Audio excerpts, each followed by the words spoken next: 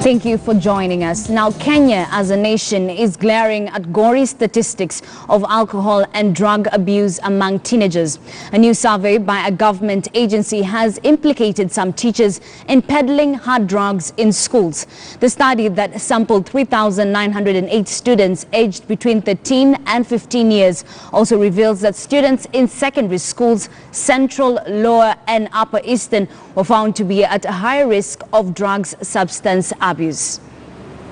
We found that learners who are likely to use drugs and substances of abuse are likely to have higher rates of repetition at around 18%, and the effect in terms of academic performance was 6.4%, meaning if one was using a drug or a substance of abuse, then the effect on performance was around 6.4% compared to those who are not using.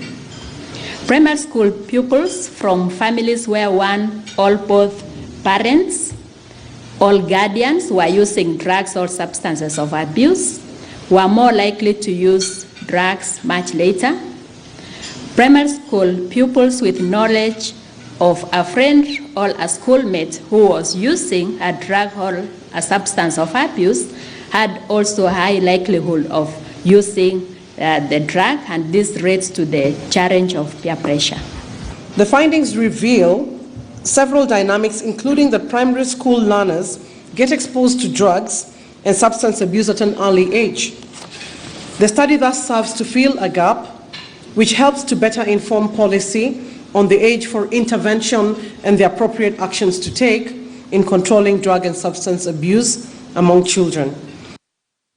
Let's now look at the figures in the findings of that survey. Drug abuse in schools, those that are vulnerable are from the age of 13 years to 15 years. Now, out of the 3,908 students sampled, they mentioned that the common drugs used are cigarettes, alcohol, miraa, the prescription drugs, chewed and sniffed tobacco, kuber and shisha.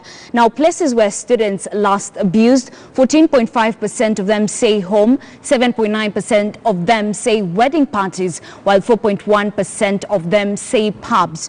Which period are these students abusing these specific drugs? Now, 48.5% say in school during school holidays, 35.1% say on their way on the way home from school, 30.4% say in the school compound, 27.8% say during inter-school functions, 24.4% say during entertainment, and 23.7% say during games time, while 21.8% say during school trips. Those are just some of